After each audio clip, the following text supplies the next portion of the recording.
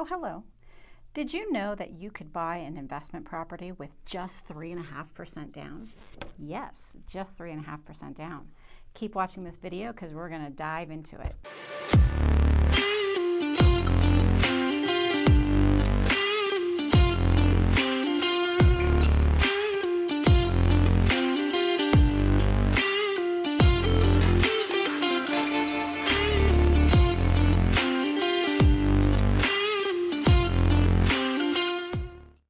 Hello, it's Christina with Keller Williams Realty Las Vegas, and here today to talk to you about how you can purchase an investment property with the least amount of money possible, 3.5% down.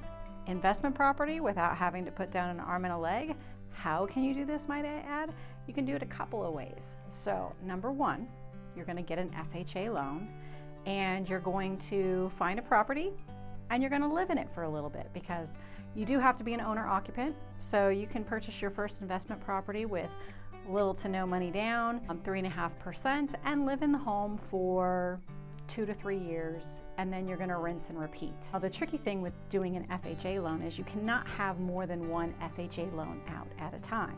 So if this is going to be your strategy to purchase homes over time, you will either A, need to refinance out, or B, sell it. And if you're looking to purchase investment properties, you're going to need to refinance out.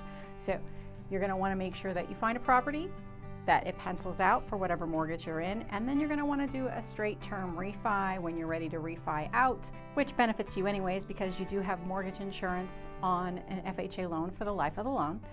So you're going to want to refinance out, make sure it pencils out still, rent that property out, and then go purchase another property with little to no money down as an FHA. Your second option of purchasing a home is, people don't realize this, you can actually buy a multifamily unit with an FHA loan. How would you do this? Now you can do an FHA loan for up to 4 units. So it would have to be either a duplex, a triplex, or a fourplex. So you'd have to live in one of those units. So you're actually making rental income as you're living in the property. If you buy a duplex, you're going to want to make sure that the other unit rents out as close to what your mortgage is going to be, or at least half. That way you're at least cash flowing and offsetting what your living expenses are going to cost you as far as mortgage goes. There are loan limits for FHA. You're going to have to check which county that you're in and check what your loan limits are per county, as they do vary across the United States. So you're going to want to make sure that you're buying and you're not over exceeding your limits, and that this all pencils out. So even if you buy a unit with 4 units, if you live in one of the units and rent out the 3 others, you can still cash flow, a nice cash flow, and possibly live for free for at least a year. You do have to live in there for a year. So living there for a year is not going to kill you. Now, the pros and cons of being a landlord if you are just looking to get into this. So the pros are, obviously you're building up your net worth and you're building up your wealth. So long-term goal is to have these properties paid off by someone else, and then you're still collecting cash flow on these properties so you can still live a nice life when you retire. To me, that's enough to want to work towards that. So when I retire, that I can still live a normal lifestyle that I've become accustomed to and not have to jot it down just to what my retirement pay is. So you're setting yourself up for a really nice life the more properties that you do own and able to cash flow on. Now, the cons of being a new landlord and things you probably want to look out for is, if you are a landlord and this is your first time doing this, you're going to want to make sure that you set aside some reserves. I would say about 4 months worth, because you're going to want to plan for vacancies too. There are going to be times that the unit is not rented out, and you're going to want to make sure that you have enough covered for it. So I would say 4 to 6 months would be a safe bet, unless you have a really terrible property, but keep your property in good condition.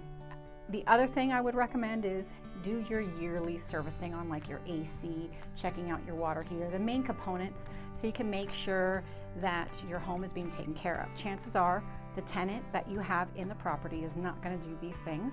It's in your best interest to do that because you want to keep your home cash flowing and being a cash cow and not being a financial burden to yourself.